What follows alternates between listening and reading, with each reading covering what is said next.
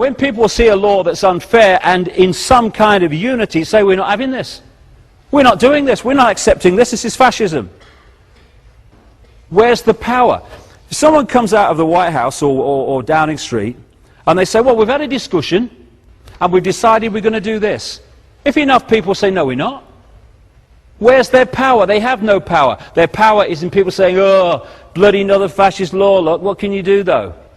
One of the reasons that the poll tax law had to be changed in the time of Margaret Thatcher is because for once the effect of it went across income brackets and classes. So middle class people were affected by it as well as working class people. And therefore we had some kind of unity in resisting it. What happened? They had to change it. This is what we need to do, is stop being divided and ruled on the basis of class and religion and colour and all this crap, and start some kind of unity. Because we can either accept Big Brother, or we can say we're not having it. And if we don't come together and say we're not having it, then I'm 56. I think I said earlier. What have I got? 10 years left, 20 if I'm lucky? But the people in this room, most of them, you're going to have to live most of your lives under this stuff. My grandchildren are. My children are. And it's no good looking back when all these structures of control are in place and saying, I wish I'd have done something then. One of the things we can do is stop bloody joining the sodding army for a start. Albert Einstein said, the pioneers of a warless world are the youth who refuse military service. It's the guys that declare wars never fight them. Have you noticed that? If George Bush had been on the front line in Iraq when the first bullet was fired, he'd been under a bed in Houston when the second bugger went off. Oh no, we declare wars, you go and fight them. But more than anything, we need to free our minds, because it's through our minds that this control, this acquiescence, this herd mentality that allows this to happen is unfolding.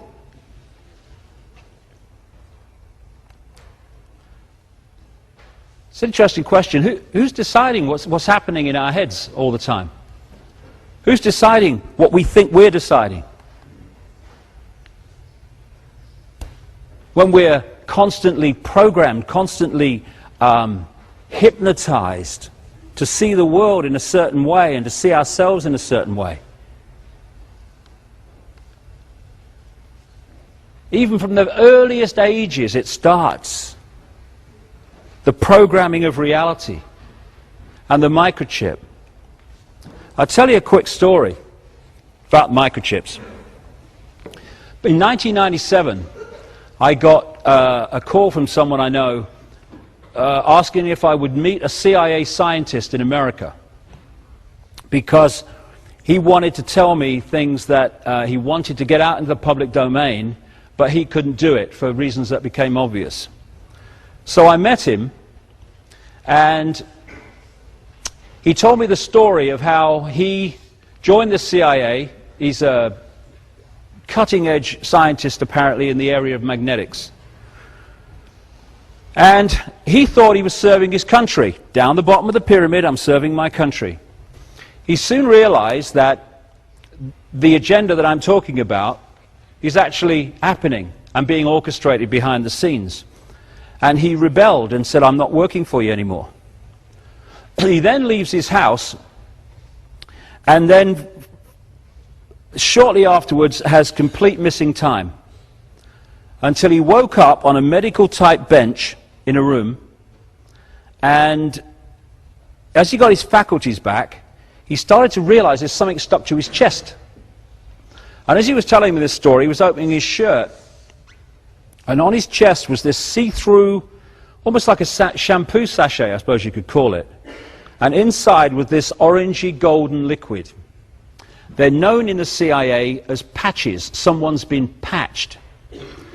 And he told me that what they do is the drug in this patch, the body is manipulated to need to survive. And it lasts for 72 hours and has to be replaced. And if it's not replaced, you start to die a very unpleasant death. And he tried it after he was patched, and he's sure they weren't kidding. And what he was told is, you work for us, or we remove the patch. And he said there are endless numbers of scientists in the really secret projects in America, I guess elsewhere too, who are patched for this reason. And so he was trying to get out what was happening because he couldn't.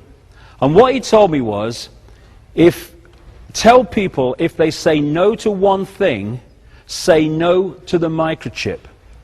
Because he said even people who have begun to wake up to what's going on are seeing the microchip as just electronic tagging.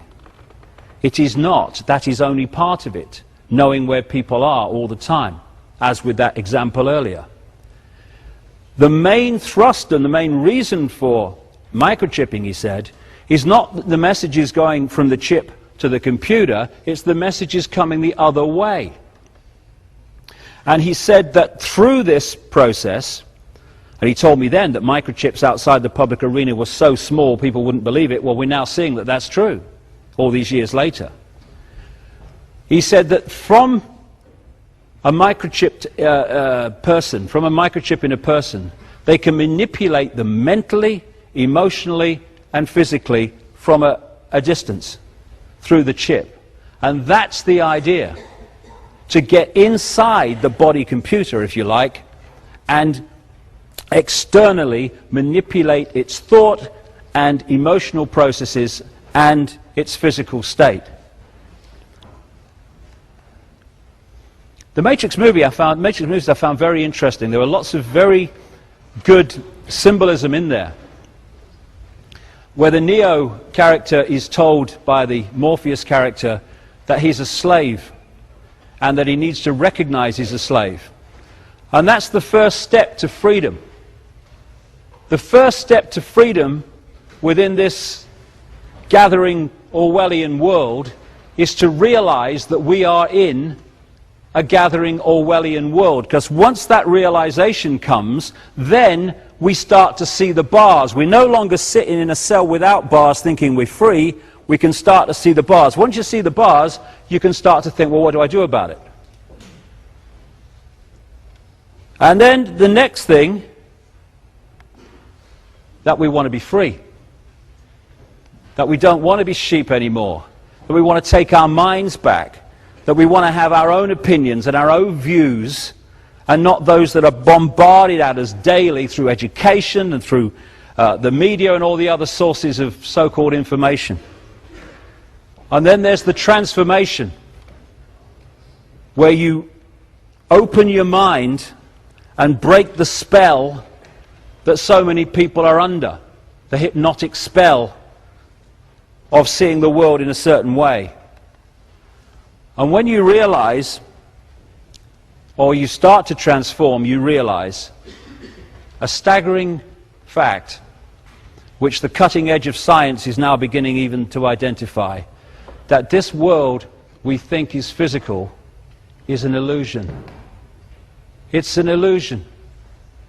There is no out there in terms of